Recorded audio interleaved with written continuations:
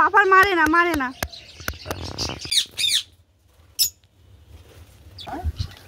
ওটা হয়ে গেছে।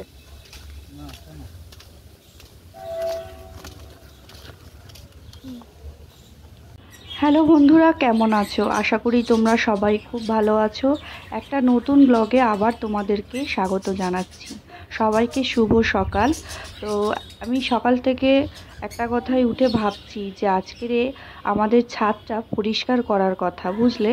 পরিষ্কার করলে কেমন দেখতে লাগবে, কেননা সামনেই শীতকাল, তো তাই এখন থেকে ছাদটা ভালো করে সুন্দর করে পরিষ্কার করে গুছিয়ে নিতে হবে। তো সকালবেলা উঠে চাটা বসিয়ে দিলাম। আর আজকের করব 3 কাপ চা, যেহেতু ছাদে কাজ করছে একটা ছেলে, আমাদের পাড়ারই ছেলে। ও প্রতি বছরই এরকমভাবে আমাদের ছাদটা পরিষ্কার করে দেয়। আর ওকে ছাড়া আমরা কাউকে দিয়েই ছাদ পরিষ্কার করাই না। তো ছেলেও উঠে পড়েছে। ছেলেকে তো এক গাড়ি খেলনা দিয়ে বসিয়ে রেখেছি, কিন্তু খেলার নাম নেই। আর সমানে এই হাত পাখাটাই ওর পছন্দ হয়। বাচ্চাদের দেখবে যতই খেলনা দাও, ওদের একটা খেলনাও পছন্দ হয় না। যতই ভালো ভালো খেলনা কিনে দাও না কেন, খেলনাতে হাত দেবে না, কিন্তু ওদেরকে দাও থালা বাসন, হাতা, ফ্যান, রিমোট, এইসব দাও, এগুলো নিয়ে ওরা বেশ খেলতে জানে। তো সকাল থেকে উঠে ওকে তো খেলতে বসিয়ে দিয়েছি, কেননা আজকের অনেক কাজ। আর আমার হাজব্যান্ডও বেশিক্ষণ থাকবে না, 9:30 10টার দিকে বেরিয়ে পড়বে। ওর স্টোরে যেতে হবে, 10টার মধ্যে ঢুকতে হবে। তো ছাদে এখন যেহেতু ছেলেটা কাজ করছে, ওর নাম রাজ, রাজ কাজ করছে, তো ওই জন্য ছেলেকে তাড়াতাড়ি নিচে নামিয়ে দিয়ে চাটা করতে চলে গেলাম। আর এবার তোমাদেরকে নিয়ে যাব ছাদে। আমাদের ছাদটা এর আগে তোমাদেরকে দেখিয়েছি। শীতকালে যতটাই না দেখতে সুন্দর লাগে, কিন্তু বর্ষাকাল এলেই বর্ষার জল পড়লেই একদম যা ইচ্ছা তাই অবস্থা হয়। তার আগে তোমাদেরকে আমি এই পাখিগুলো দেখিয়ে দিই।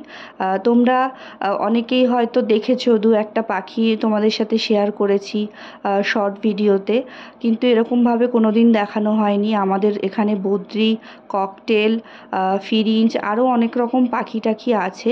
তো তোমাদেরকে একবার দেখিয়ে দিলাম এক ঝলক। ছাদেই পাখির ঘর দেখতে পাচ্ছ। আর এই ছাদ পরিষ্কার করা চলছে, একদম জঞ্জাল ভরে গেছে। চারদিকে জঙ্গল হয়েছিল, বেশ একটু একটু করে পরিষ্কার করছে।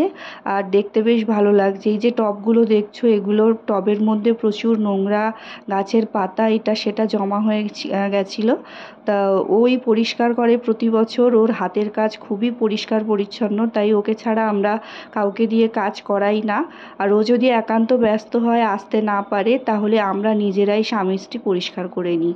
তো সকাল থেকে এই তোড়জোড় চলছে। আমার হাজব্যান্ড উপরেই আছে, ওকে একটু দেখিয়ে টেখিয়ে দিচ্ছিল কিভাবে কি পরিষ্কার করতে হবে, কোনগুলো কোথায় রাখতে হবে, কেননা ছাদে প্রচুর জিনিসপত্র আছে, অনেক টব আছে। সেই টবগুলো পরিষ্কার করে এক সাইড থেকে আর এক সাইডে সরানো, অনেক বস্তায় মাটি আছে, সেই মাটিগুলো এদিক ওদিক সরানো। তো সকালবেলা অনেক ব্যস্ততার মধ্যে দিয়ে চলছে কাজ টাজ।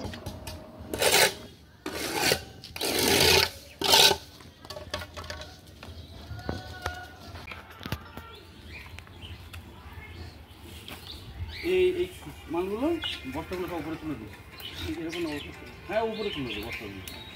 আর যেগুলো নেই সেগুলো একটার উপর দুটো করে দিয়ে দিই।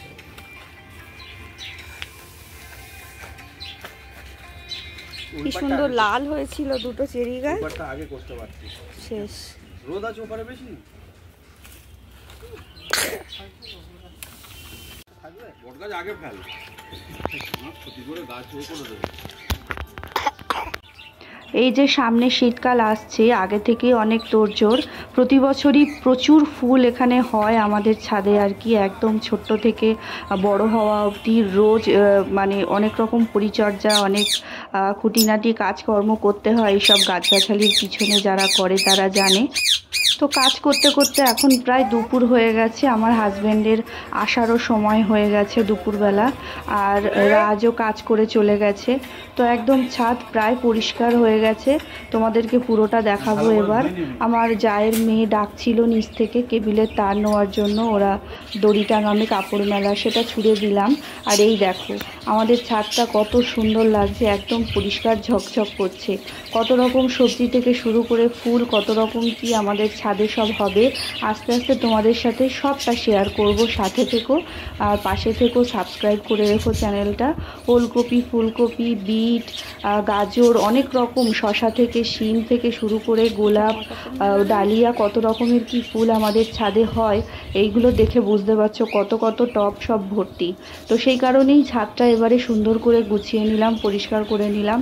হাজব্যান্ডেরও সময় হয় না, তো তাই একদিন সকাল সকাল ছেলেটাকে ডেকে কাজটা করিয়ে নিল। আর আমার হাজব্যান্ড স্টোর থেকে আসার সময় একটা কালমেঘ গাছের চারা এনেছে, একটা দাদা দিয়েছে, বলেছে বাচ্চাদেরকে খাওয়ানো খুব উপকারী, তাইও এনেই একদম সঙ্গে সঙ্গে টবে লাগিয়ে দিল। তোমরাও কিন্তু জেনে রাখো, কালমেঘ গাছের পাতা বেটে খেলে পেটে সহজে কৃমি হয় না, বাচ্চাদের জন্য খুব উপকারী এটা। তো চলো, দেখা হচ্ছে আবার নেক্সট ব্লগে। সবাই ভালো থেকো, সবাইকে ভালো রেখো। আর এই ব্লগটা কেমন লাগলো অবশ্যই কিন্তু কমেন্ট করে জানিও। এখনো যারা সাবস্ক্রাইব করোনি, সাবস্ক্রাইব করে দিও।